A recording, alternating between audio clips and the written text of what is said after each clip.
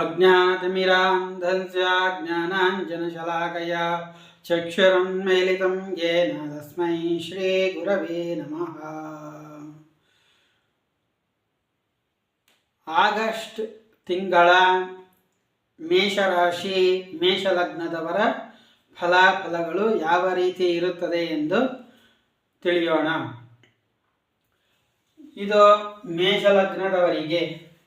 ಮೇಷಲಗ್ನದಿಂದ 3ನೇ ಮನೆಯಲ್ಲಿ ಶುಕ್ರನು ಸ್ಥಿತನಾಗಿದ್ದಾನೆ. ಶುಕ್ರನಿಂದ ಅರ್ಥಲಾಭ, ಮಾನಲಾಭ, ಆಜ್ಞಾಪಾಲನೆ, ಏನಾದರೂ ಹೇಳಿದರೆ ಕೇಳುತ್ತಾರೆ. ವಸತಿ ಲಾಭ, ವಸ್ತ್ರ ಲಾಭವಾಗುತ್ತದೆ. ಶತ್ರುಗಳು ಕ್ಷಯವಾಗುತ್ತಾರೆ.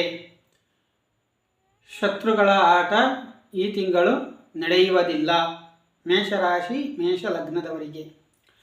ಹಾಗೆ 3ನೇ ಮನೆಯಲ್ಲಿ ಗುರು ಇದ್ದಾನೆ. ಗುರುವಿನಿಂದ ಸ್ಥಾನ ಚಲನೆ, ಅಂದರೆ ಒಂದು ಜಾಗದಿಂದ ಇನ್ನೊಂದು ಜಾಗಕ್ಕೆ ಬದಲಾವಣೆ ಆಗಬಹುದು. ಉದ್ಯೋಗದಲ್ಲಿ ಅಥವಾ ವ್ಯಾಪಾರ ಕ್ಷೇತ್ರದಲ್ಲಿ ಅಥವಾ ಮನೆ ಬದಲಾಯಿಸುವುದು, ಈ ಥರ ಸ್ಥಾನ ಬದಲಾವಣೆಯನ್ನು ಗುರು ತರುತ್ತಾನೆ. ಕರ್ಮ ವಿಘ್ನ, ಏನಾದರೂ ಕೆಲಸಗಳು ಮಾಡಲು ಹೋದರೆ ಅದರಲ್ಲಿ ವಿಘ್ನಗಳು ಉಂಟಾಗುತ್ತದೆ. ಇನ್ನು ಲಗ್ನದಿಂದ 4ನೇ ಭಾವದಲ್ಲಿ ಬುಧನು ಸ್ಥಿತನಾಗಿದ್ದಾನೆ. ಬುಧನಿಂದ ಸ್ವಜನ ಕುಟುಂಬ ವೃದ್ಧಿ, ಅಂದರೆ ತನ್ನ ಅಣ್ಣ ತಮ್ಮಂದಿರ ಅಥವಾ ತನ್ನ ಕುಟುಂಬದವರ ಅಭಿವೃದ್ಧಿಯನ್ನು ಕೊಡುತ್ತಾನೆ. ಧನಲಾಭವನ್ನು ಸಹ ಕೊಡುತ್ತಾನೆ. 4ನೇ ಮನೆ ಅಧಿಪತಿಯು ರವಿ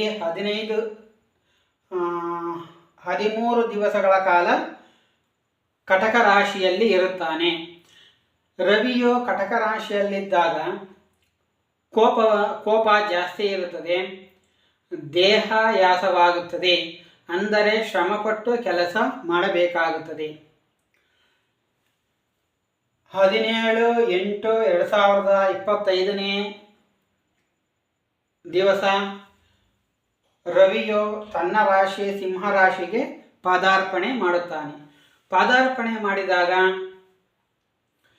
ಶತ್ರುಗಳ ಪೀಡೆ ಇರುತ್ತದೆ.